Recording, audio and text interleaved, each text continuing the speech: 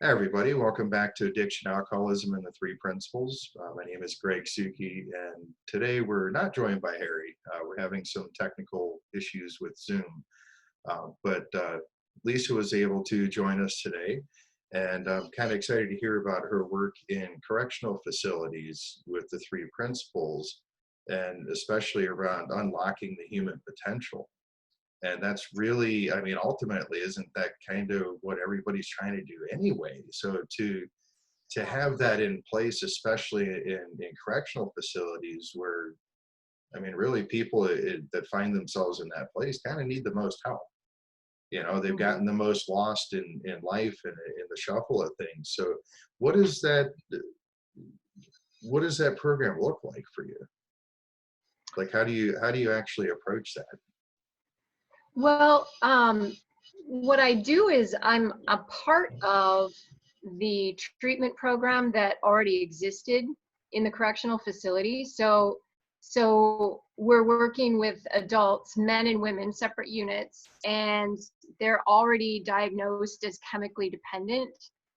And so they're in a treatment program within the correctional facility. And luckily for me, I was speaking at a college course in the addiction field, and I was speaking about the principles with a friend of mine, Kent Barnes, and one of the students was very, very impacted by what we talked about. And lo and behold, when he graduated, he became the director of this treatment program in the correctional facility. And so he brought me in as a contracted worker to come in every week and teach the principles. So Nice. I go in, yeah, so I go in once a week to the men's unit and once a month to the women's unit. And it's a 3-hour group, so it's very long. So I have a lot of time to talk about the principles, and it's so much fun. I love it. So what is the human potential then? What do you see as being the human potential? Well, one of the things that I think caught my attention initially was how much these folks don't understand their own potential. Um, First of all, they have the stigma of chemical addiction. And then secondly, they have the stigma of being in a correctional facility and being labeled a criminal. So in their minds, typically what they're thinking about is when they get out, how are they going to either commit the crime smarter so that they don't get caught, or the impossible possibility of changing. It doesn't look like it could happen for them. A lot of times it's the environment they're going back into. Um, the other piece that I've noticed is a lot of times they'll get feedback from not the treatment staff, but sometimes the guards. Oh, we'll see you in a few months. We'll see you back. And so they kind of get this mindset that this is their future. Um, so that really hit me more so than just regular treatment facilities. These were people that honestly didn't want to hope that they could change. Hmm. So when I went in to teach about thought, mind, and consciousness, um, one of the guys in one of my groups, as I was talking about the principles, he said to me, "You're talking to me like I'm already healthy." And I was just really blown away by that insight, because I thought that's what I'm trying to do. That's what I want you to hear, is I want you to hear you're already healthy. And so that was a wonderful beginning, was to have that sort of verification that if if I believed that these people could change, then maybe they could grab onto that and hold that for themselves. So when I start teaching them about the principles, There's Harry.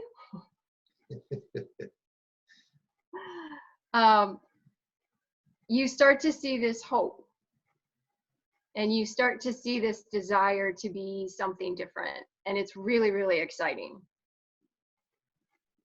And it is really interesting because so many of us are raised to believe that there's only so many things we're capable of doing. Mm-hmm. And most people don't stray too terribly far away from what their parents did Right. because of that reason. You know, well, my parents didn't go to college, my parents didn't do this, so I can't do that, you know, or Right. maybe, you know, so we limit ourselves based on what we've learned in the environment we grew up in. Absolutely. So to And have somebody come in like you and sit there and be like, look, there's other options. yeah. You know, there's more than just what you are aware of. Mm-hmm. And it's funny, I find that nowadays, you know, I'll meet somebody new and start talking to them about what they do for a living, and it's like they do something just I wouldn't even think would be possible you can make a living at it. And it's like wow, you actually get to do that. Like so there's Yeah. so many different possibilities out there and ways of turning lives around. There's a lot of programs available that help Mm-hmm. people get housing and jobs and whatnot. Right. But Right. if they don't have that hope that there's another choice for the future, Mm-hmm. all of that stuff is almost kind of pointless because they'll just go right back to the same old What? friends and Yeah. habits and everything that they know. Yeah. So how do you help people to see that wholeness? Well, one of the things that I've noticed in the treatment groups, and this is true for the men and the women, is they start to become really vulnerable in their treatment groups, not in the larger community because they don't trust that, and sometimes they shouldn't trust that. So within the correctional facility at large, they don't share much, but in their treatment groups and with their counselors, and they, you know, there's educational programs besides treatment, and they learn to start opening up and sharing who they are with each other, with the staff. And so I really try to hold on to that. And we talk about how that feels when they start to open that up and they start to share that. And I also work with them a lot on letting go of their thought created identity. You know, you thought yourself into this picture of who you think you are. That's not who you are. But it's hard for somebody to imagine that if they don't quite understand the power of thought. Right. And so they're like, well, what do you mean that's not who? Of course it's who I am. It says so in my file, and it says, you know, the judge told me that's what I was. And so I work with them a lot on the understanding of how thought works, as well as just being in this moment. What can you tell me about your physical and spiritual experience in this moment? Don't go to the past, don't go to the future, just stay right here. And so I work with them a lot on that, about being in the moment, because otherwise they don't ever get away from that thought created identity. So kind of getting them comfortable with that. Being in the now is what Sid would say is the ultimate answer to everything. Mm-hmm.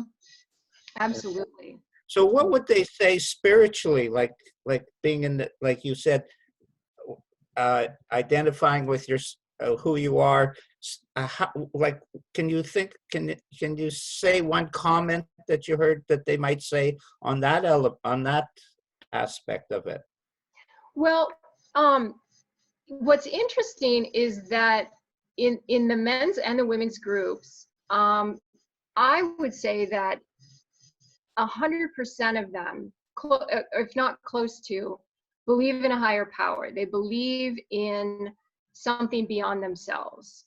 So that part's already set for whatever reason. That part, they can tune into that. They understand the principle of mind really, really well. What's a little off-putting for them is the connection between that universal intelligence and them. And so I draw a line a lot between their identification of God or a higher power, and then their wisdom, their intuition, and their gut feeling. When you start to be able to see them connect the two, then they start to get more comfortable that they are a part of all that. They're connected to that. And then when you start to talk about how perfect that spiritual piece is, the formless piece is, they start to see that if they're a part of that, then they get to be a part of that perfection too. And that there's nothing wrong with them except for their thinking. And so as they start to connect all those dots, you see this moment of, I don't have to be what I was. I don't have to be what I kept thinking I was going to do when I got out. I had this, one of my favorite stories, I had this young lady, and we'd been working together probably 3 months, and it was maybe her 4th time in the jail. Same crime. She'd always gotten arrested, and it had to do with drugs and alcohol. But she was sitting there in group, and she all of a sudden started to giggle. And I said, "What's so funny?" And she said, "For the first time, I just realized I wasn't thinking about doing the crime when I got out." She said, "I just realized that's no longer in my head." And she was so happy about that. And then it was funny because you could see on the faces of the other women in the group, you could see some of them going, "Oh, I was thinking about that." So those little moments, as you both know, I mean, those are the moments where you go, "Oh, we're there. We're there." And isn't it funny how almost everybody laughs when they have those moments? Pardon me? Isn't it funny how many people laugh when they have that moment, when they finally see it? There's like that, you instantly see the innocence in yourself, and it makes it humorous. It's like, oh, It does. I really It does. just Like, didn't look. see it. It was right there in front of me, but I didn't see it. And I think, like this young lady that was giggling, she was so happy. She was just so thrilled that she was no longer creating this identity for herself. And she was like, she goes, "Lisa, how did that happen?" And I said, "Well, we don't need to worry about how it happened. It just happened." So that was spectacular. Now was that, really good. what you just said right there, I think is something important to touch on, is that it doesn't matter why and how. Mm-mm. All that matters is that's what happened. And that's what continues to happen. It doesn't stop because we know about it. Right. It still happens. It's the knowing that that's what's going on that brings a lightness to it. Right. It's like, I don't have to take it so seriously because I made it up. Yeah. It's something I've created in my own mind. And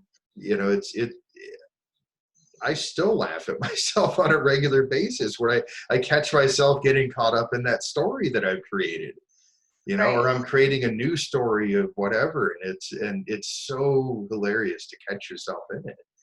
And it's so freeing to see it, because you don't have to take it so seriously. Right. And you can just laugh at it. Mm-hmm. Mm-hmm. And then it just kind of, poof, it's gone. Goes away. And it does show that life is spiritual because it just happened. You just innocently forgot about it. And then all of a sudden there's something to remind you that, oh, it's 3 weeks since I thought about having a drink, or it's 3 weeks since I thought about robbing the bank, or whatever Right. the story is. And that effortlessness and simplicity is the real power of the principles, because it demonstrates that you're not doing it. There's still a lot of psychologists who are really believing in willpower. Yeah.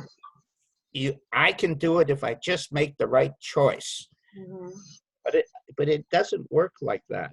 It's like they say do nothing. It's not doing nothing. You just simply Being.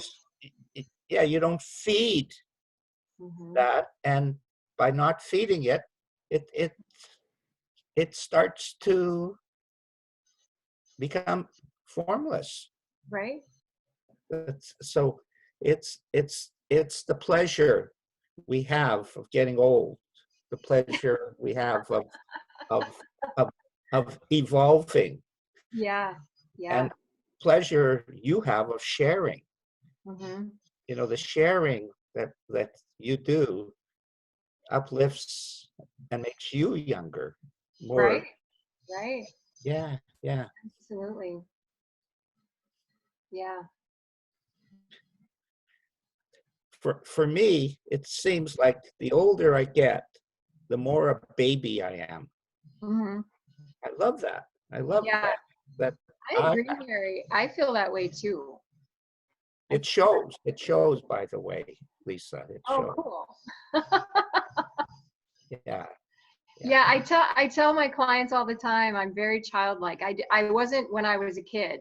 I wasn't childlike at all.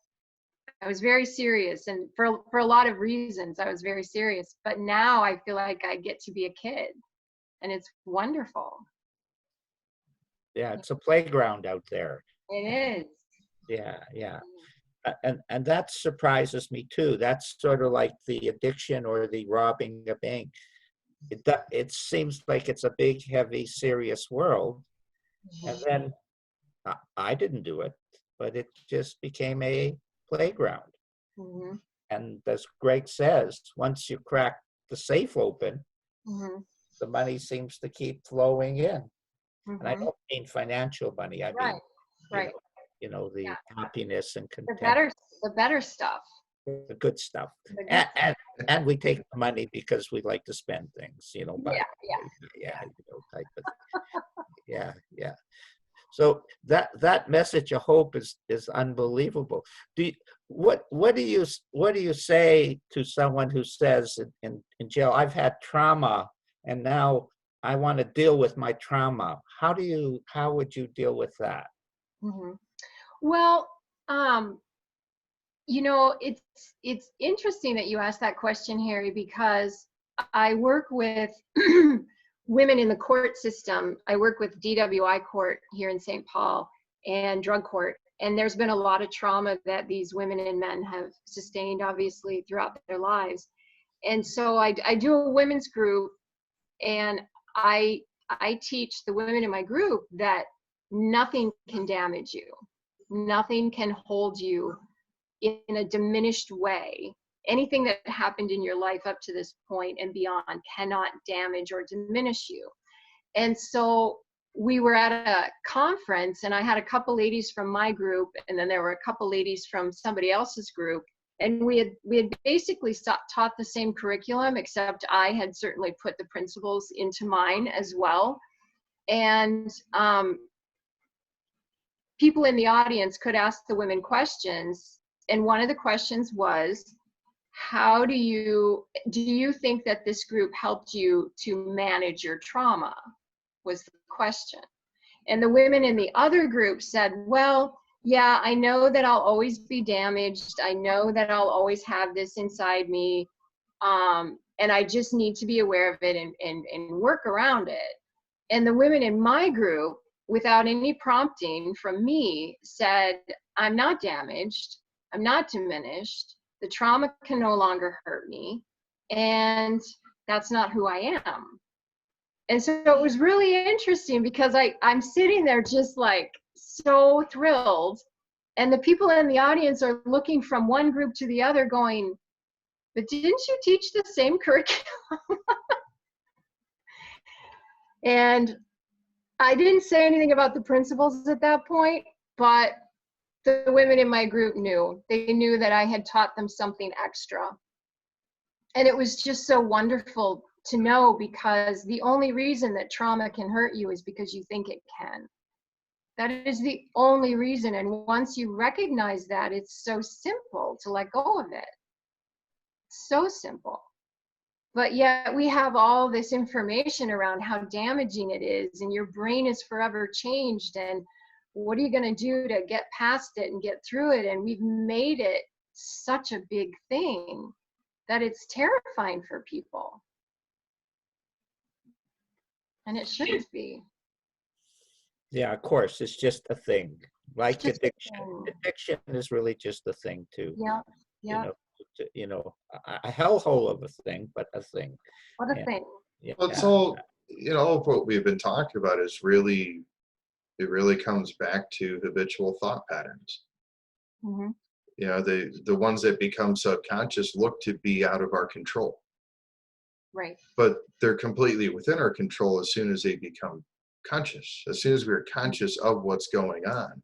And that's what we're talking about, that light bulb moment when you finally see, and there's that hope, or there's that just that little bit of feeling of, maybe I'm not totally worthless. Maybe there's just something out there. But all of this really comes down to whether it be addiction to chemicals, or whether it be, you could even call it an addiction to being in a situation where you are financially burdened and always have to do illegal activities. Mm-hmm. Because that's how you're raised. So there's this thought pattern behind it, and you're just Right. following through with that, just like you do with it. When any of us first start reaching out for like chemicals, especially for drugs or food or alcohol, at first it is a conscious decision. It is a conscious choice. I don't like the way I'm feeling. And when I, have a few drinks, I feel better. When I smoke this, I feel better. When I do this, I feel better for a short time, and our brains pick up on that, and they create that subconscious thought pattern behind it. And eventually it starts looking like it's outside of our control, but it's actually no different than the reason you don't have to think about how to tie your shoes. Right. When you first started learning, it was difficult, and you had to try to remember which way the string went, however the story was. Mine was the rabbit running around the bush and through the hole, or whatever. I don't even remember the whole thing, but it took a story to make it into something. But then after we practiced tying our shoes enough times, it got to the point where we just do it without thinking about it. We do the same thing with driving cars. Your first time in a car, you're like, how do I keep track of all these mirrors and all this other stuff going on? But now, after you get some experience, you just hop in, you go. And you automatically do those things without even having to think about it. And it is the exact same thing that's going on with addiction and with the criminal mentality, where I have to, in order for me to survive in life, I have to do somebody else wrong. I have to take, because there's not enough out there for me. But the fact of the matter is, there's enough for all of us. And it's only our own thinking about that keeps us from getting that. Right. There's stories abound of people who came from really terrible circumstances and grew and became really phenomenal, top-notch people. So it has nothing to do with where we start. It has to do with where we are now, like you said, being mindful and present to what is going on right now. And what's going on right now is that each of us has all these opportunities available to us that we don't even know are available. Just because we're focused on those few things that we've trained ourselves to focus on. So this is the three principles, to me, is more of, it's like an eye opener to help you see what's already there. Right. Because in every moment, every possibility already exists. We've just trained ourselves to only see certain ones. And the beauty of that is that we can retrain it. That's the cool thing. Just sec, Greg. Just sec. What do you mean by retrain? I don't understand that. Just like how you learn to tie your shoes. It's no different if instead of when I'm feeling a way that I don't like to feel, instead of reaching out for a drink, I can go for a walk, or I can call a friend who I know will be supportive and help me kind of just pass through that, because it's just thoughts passing through. Yeah, when but when you have that feeling pop just, up. just think, I got something to say.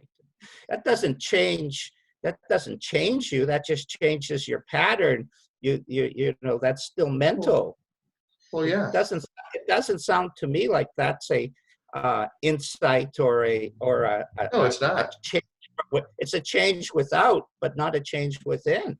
But I think the insight is that you recognize that you have these habits of thought, and you see, oh, I'm not really aware in the moment that that's what I want to do next. I'm just doing it because I've trained my brain. I have a neural net that I've created so that I go do that habitually. But when you're in the moment, the insight is to go, whoa, I don't have to follow that. I can do something different. And then maybe you train your brain to have a habit of doing something different, or maybe you just stop and you go, all right, maybe I'll just sit here. One of the things that I help these groups to understand, because they have a lot of noise. There's a lot of people just within inches of them. There's a lot of trash talking. There's a lot of negative information coming at them. And so one of the things that I try to help them understand is that they can stop thinking. They don't know they can stop thinking. And then I say, have you ever just zoned out? Just gone into daydream mode where you're just seeing the thoughts go through, but you're not attaching to any one of them. And they're like, oh yeah, I do that. That's you not thinking. You see the thoughts, but you don't grab them, you don't focus on them, you don't put them on the gerbil wheel. I said, do more of that. Just stop. And like you said, Harry, just be in the moment. Just be. Because it's not doing nothing. It's actually honoring the part of you that is the formless. You're just being still. And then I ask them, how does it feel when you do that? And they're like, oh, it feels great. I said, right? That's no accident. Do more of that. That's what people need to see. They want a different feeling. That is. And when they see that, when they experience that, that's the guidance, all the guidance they need. Right. That's it. Because they can do it. It's free. It's just like Greg has something to say. Go ahead, Greg. But until the insight happens, there's nothing wrong with trying to change those mental thought patterns in a gentle way. Not to be hard on yourself about it, but to realize that that's what's going on. And in the meantime, until you have that insight, you can drink less. You can maybe even stop drinking altogether if that's what your goal is. You can stop using drugs altogether in the meantime. And that insight could pop up at any second. But does it mean I should sit on my couch getting high, waiting for that insight? Or can I try to be more mindful and present in that moment and say, this is a passing thought, and I created it. I created the pattern that is coming in that I don't see. And I can create a new one that's healthy. It doesn't work for me, I'll tell you that much. But if it works for you, I'm all for it. It works for everybody. It doesn't work for me, Greg. Does not work for me. But anyway, Meta, go ahead. Meta has something. Yes, actually, here I need to agree deeply with Greg. And I think maybe, Harry, it's because you have not been an addict. I can tell you, I so often have been drinking with no thought about I wanted to drink. I just did it. So that part could feel just like being in this three-peat thing, just with the impulse of drinking, not thinking about it. I just did it. And I didn't think, I go there and have a drink. I just did it. I might have think about a lot of other things. So I think it's important to understand the one who really suffers from this drinking problem need something else, and I need to have my ears open. And they will not just open because it would be a good idea, because I don't understand it. It doesn't make sense to me when I'm in this hell. This alcohol is having me. And I think when Lisa are talking about these people, they are not in a drinking or position, using position. They are in jail, so they are not using. So they are actually in a position where their ears are more open than when a person actually is using. Right. And that's fantastic. Mm-hmm. And a fantastic place to try to open people's eyes to this. But if, and ears of course, but if we have nothing to hear with, you can say whatever you will. You can say reach for the moon, or you can say go to hell. Doesn't matter. My thoughts will still capture me with full power. I have no ears to hear with. I cannot understand anything about three principles. And that is why what Greg is saying is needed also, because I need this to come to the place where I'm not using, maybe using less or something. For me, it was not using at all. And then I'll get some experience. And a long time before I might say, I get the experience about this 3P things actually after me being sober for 2 months. And now I've been sober for more than 18 years. So, but I did not know that that was what I experienced. So I'm happy to have found this, but I also think it is very important to understand, if you're not yourself an alcoholic, there's a little bit of thing you are lack of understanding. Sorry, I see you as a wonderful man, Harry, but there's a little bit thing that you of course can't understand because you haven't been there. That's my opinion. Thank you. Thanks, And Meta. let's try one. Let me try this, Harry. Think about if you were taught how to tie your shoes, and every day, a dozen times a day, your shoes would come untied and you trip on your laces, and you kept having that problem. And somebody came along and said, well, if you just change this one way, this one little thing of how you're tying your shoes, they won't come undone. You could go through the whole day and never trip over your own laces. Are you telling me you couldn't learn how to tie your shoes differently? When I was ready to tie my shoes differently, I would definitely do that. But until no, you could potentially have, but you could potentially have an insight, Harry, that tells you, oh, I wonder if I tried this one different thing with my lace, if it would stay tied. You could have that insight, but it could also come from learning a new way to tie your shoes. You see what there's working for a paycheck and waiting to win the lottery. They're two very different things, and yet you can do both at the same time.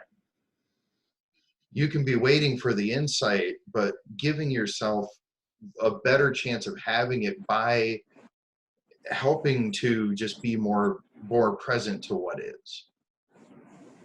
And, just having that understanding. Did you have something, Joe? Go for it. Yep, okay, thanks.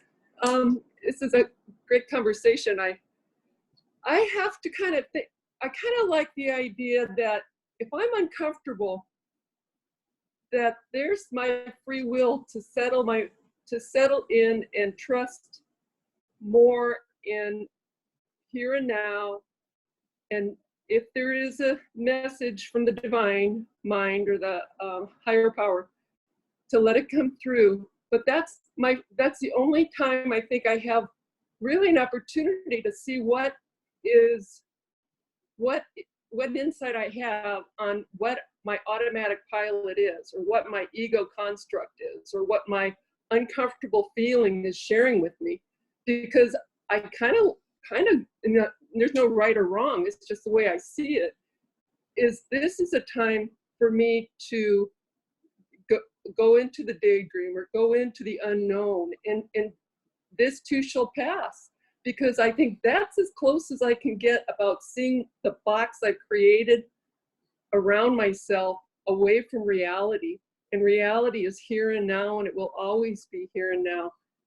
That's how I know I'm more stuck in a construct of how I want things to be, and that is a growth opportunity for growth spurt for me. So I appreciate that, I have, gone to alcohol and I have gone to pot at times. Now I don't choose to, because I have a willpower to say, boy, this might be an opportunity. Why not try it out, And that's just what I wanted to share. Thanks. Thanks, Joan. Yeah, thank you. And I think this is an important conversation to be had, because we hear a lot in the principles, in the three principles community, about this doing nothing. And that's like my number one question I get from people. What does that mean? What am I literally supposed to sit on my couch and do absolutely nothing? And it's like, no, the do nothing in it is you are already whole and healthy psychologically and spiritually. Physically, you may have gotten off track. We still have to take care of this body that we're using for this part of our journey.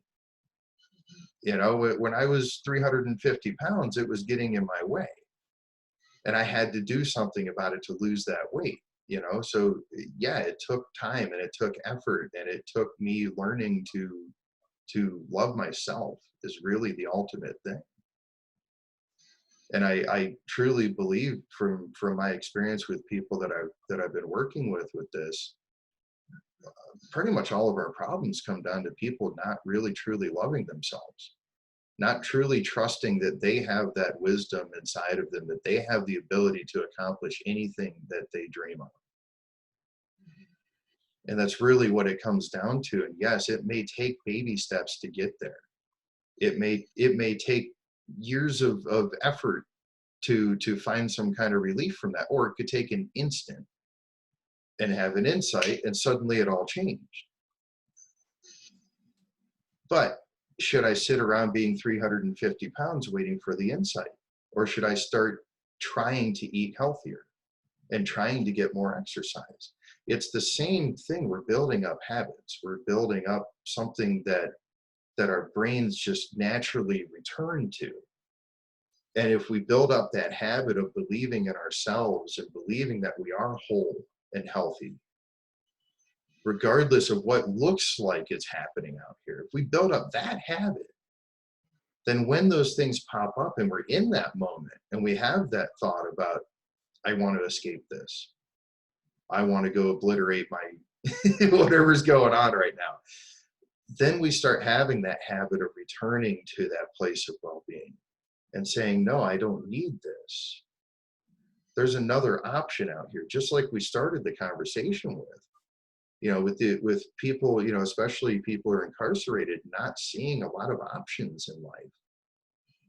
It's like to see that, yes, there is this other option. There's an in-between. I could have an insight, or I could stay how I am, but there's also this in-between where I work on myself gently. And by gently, I just mean, if today you didn't do as well as you really hoped you would, it's okay. Celebrate whatever little progress that you've had.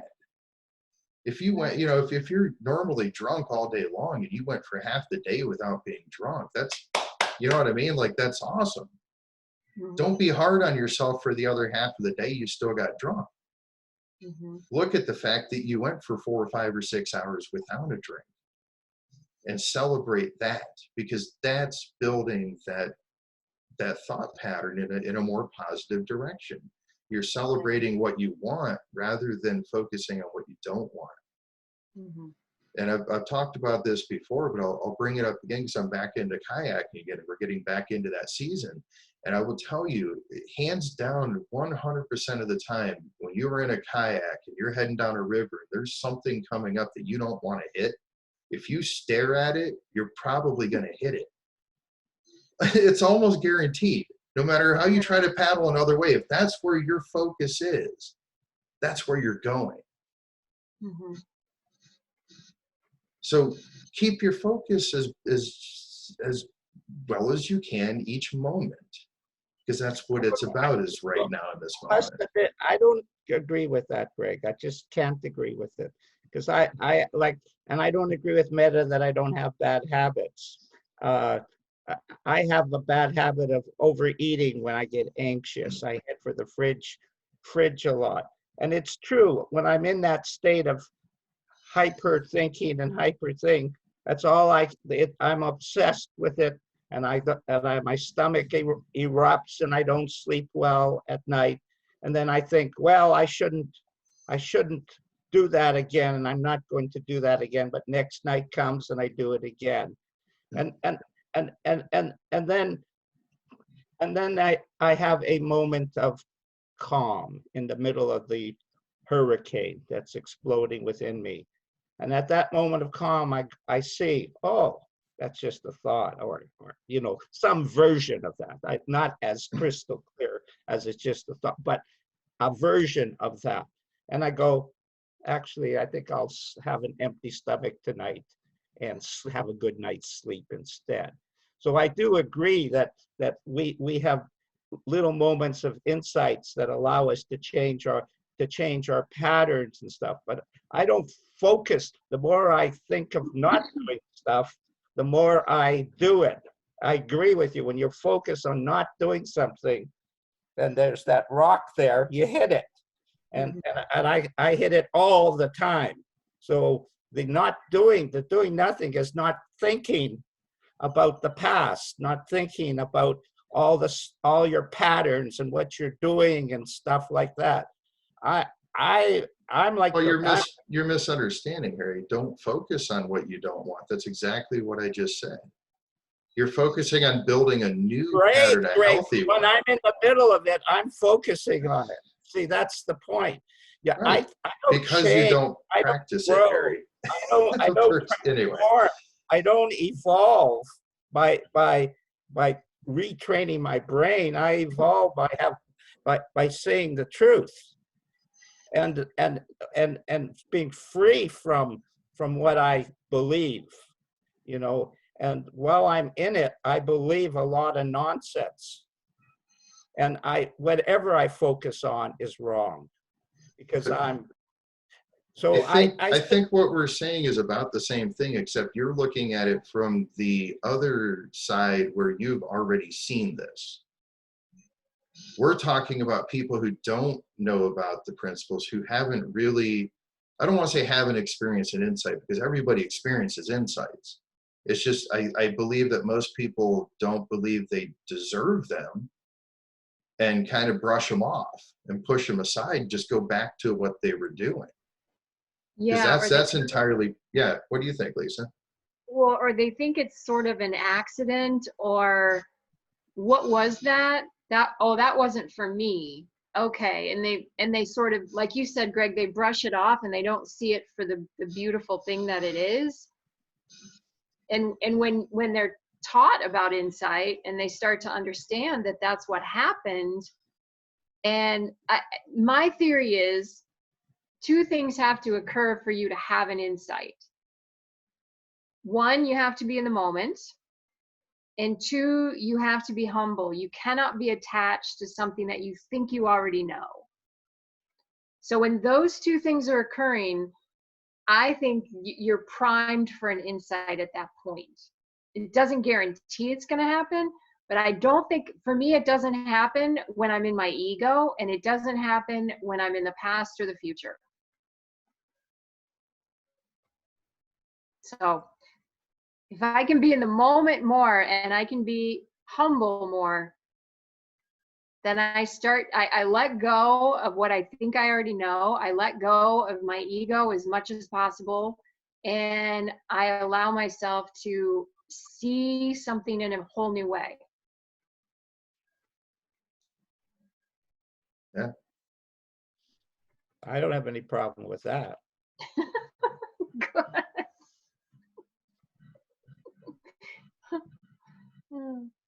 But I can really relate to what you were talking about, Greg, because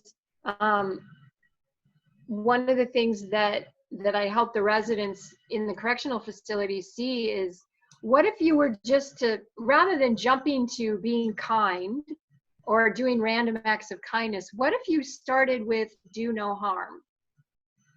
Let's just do no harm. When I was in grad school, our teachers were just pounding it into our heads. With your clients, if you can just do no harm, that'll be great. So just don't go out there and hurt anybody.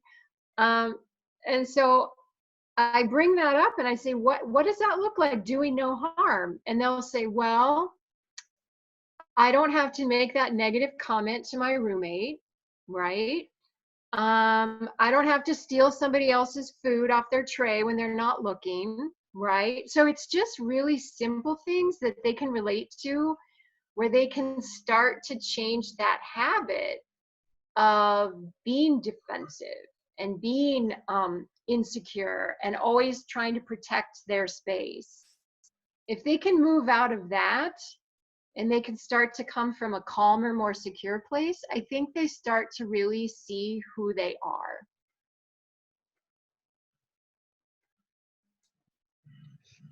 Yeah, if you can slow down just that flow of the thoughts that you're entertaining, you know what I mean? Just be more of the observer of that flow, which can only happen in the present moment, which can only happen right now. It can't happen if you're thinking about how you'll never have a good life because you grew up in the wrong neighborhood. You know, you didn't have the same opportunities as somebody else, so there's no way you could possibly make a better life for yourself. You know, entertaining those thoughts becomes just kind of like the thing you're looking for. But looking for opportunities, they're there. They are there. You know, and it's just a matter of being open enough to notice them, to being present enough to noticing that, yeah, I've got this story that I grew up on the wrong side of town, but yet right here in front of me is this opportunity. And there's that moment of decision, like we just talked about a few minutes ago, where you kind of, you've got that feeling in the back of your mind, like, I don't deserve this. This isn't for me. It's here, but it's not for me. It's meant for somebody else. I just happened to, you know, stumble across it. Right. Like I happen to get in the way. I need to go back to being poor and living on the wrong side of town. You know, I need to go back to, you know, slinging drugs or something to make extra money on the side. You know, yeah, it's harder to start with that job at minimum wage, but that job at minimum wage is an opportunity. And that job at minimum wage isn't going to send you to prison. Right. You know, and it's the start of something, and it can be used as a springboard to work your way up and get a better position. And I personally know quite a few people who have felony criminal records who hold positions with companies who do not hire felons because they prove themselves. Yes. So those limitations that appear to be out there are not always real. They're not always solid. In fact, most of the time they're not. If it's limiting, it's usually something that's self-created. And it's also mythical information, you know, like I know, so I'm similar to you, Greg. I know so many people that have hired folks with felony backgrounds simply because that person showed up, they presented themselves, and they said, here's what I want to change about my life. Here's what I will do for you as an employee. And they went, all right, let's give it a shot. And so when people in the correctional facilities say to me, well, I can't get a job, da, da, da, da, da, I'm like, that is not true. If you're willing to show up and be who you are and talk to this potential employer, you have a shot. Yeah, they could say no, but at least give it a shot. What's this? Yeah, and that's the self-love, like I was talking about earlier, that developing that relationship with yourself that you want to have with other people. Right. You know, building that first seems to be vital in my experience, because it wasn't until I learned to love myself and care for myself that I could truly actually be there for other people. Right. because otherwise I was always kind of, you know, tired and running behind and just didn't have the energy because I wasn't doing the things I needed for me. Mm-hmm. You know, I wasn't putting the proper nutrition in my body, which I'm still not great at, but I'm better than I was. So that's what I focus on. Mm-hmm. Those Right. times when I do reach out for the veggies instead of the candy bar, you know, it's like, yeah, I'm still going to reach out for the candy bar sometimes. That's okay. There's Right. nothing wrong with that, as long as I'm heading in a direction that I want to be in, Mm-hmm. which I am, you Mm-hmm. know. So that's what's really changed for me too, is that focus on what I want to see Right. versus what I think, who I think I am, and what I think I'm capable of because of my past. When the past is no more a determination of future behavior than having a lottery ticket is a guarantee of financial gain. Mm-hmm. The future is completely unknown. And that used to scare me, actually. just the idea of the unknown. But Yeah. but the fact And of the matter now is, isn't if you it really fun? look at it, every Yeah. moment is unknown. Mm-hmm. We didn't know at you know, an hour or so ago when we were trying to start this, we didn't know that we'd have all these issues trying to log on because of updates to the software. Right. And yet we dealt with what came in front of us. Every moment is always unknown, but we like to think we know it because we're comparing it to the past. Mm-hmm. Yeah. It's all an illusion.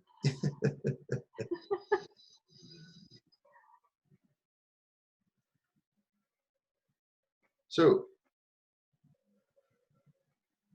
how would you kind of sum up what we've been talking about today with unlocking that human potential?